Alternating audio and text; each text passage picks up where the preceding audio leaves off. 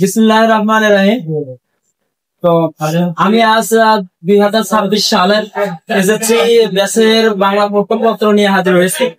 তো সর্বপ্রথমে আমি জানাই যে ব্রাইট মাল্টিমিডিয়া স্কুলের পক্ষ থেকে সবাইকে শুভেচ্ছা এবং অভিনন্দন।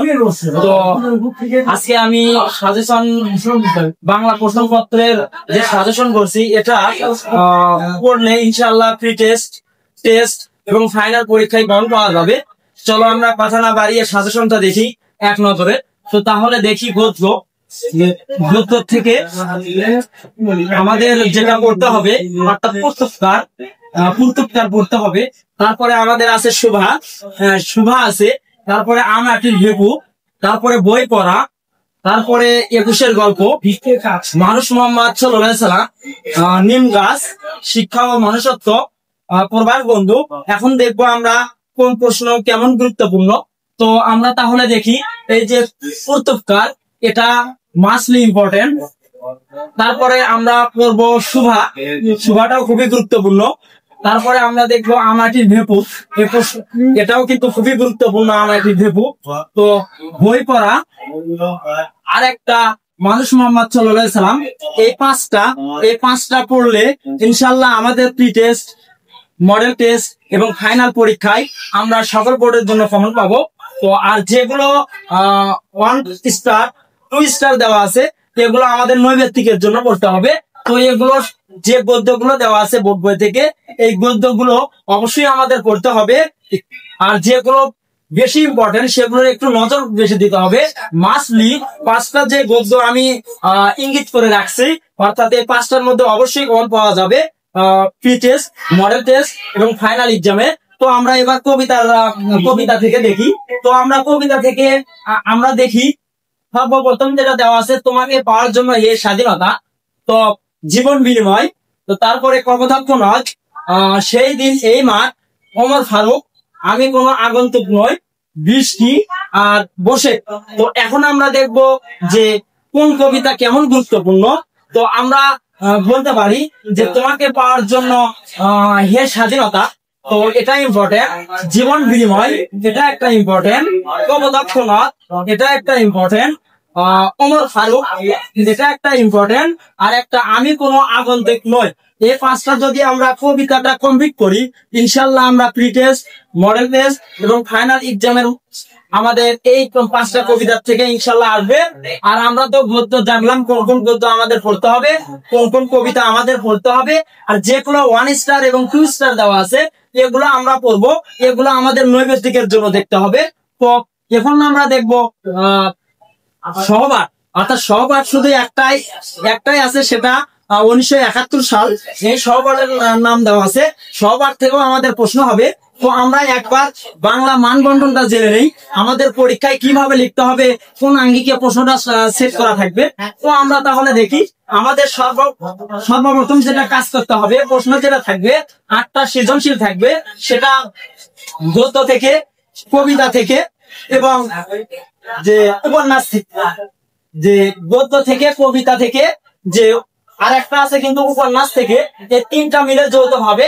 কিন্তু আমাদের যে কাজটা করতে হবে, গদ্য থেকে আর কবিতা থেকে আমাদের প্রশ্ন থাকবে 8টা, মার্ক কিন্তু 50 নাম্বার। তো আসলে তাহলে কোনটা কিভাবে আমরা লিখবো?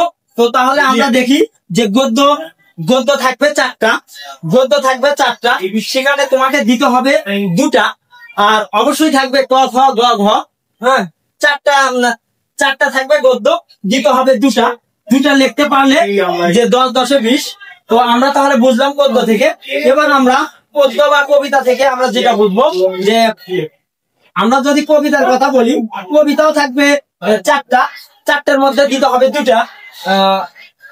মার্ক আমাদের কিন্তু 20 মার্ক।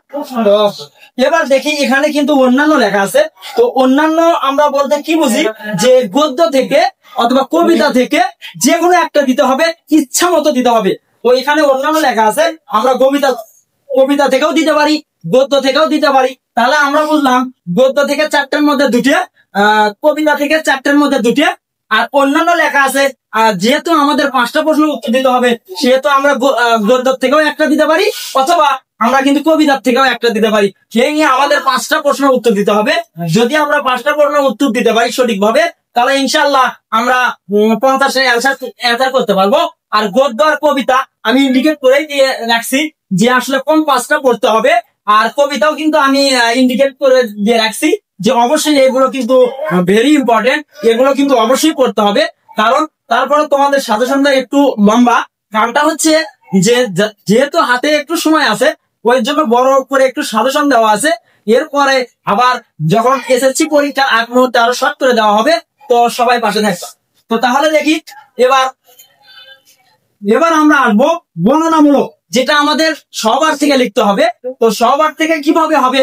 সবারটা হচ্ছে 1971 সাল থেকে সবারের কথা বলা হচ্ছে, এটা আমাদের কিভাবে করে লিখতে হবে।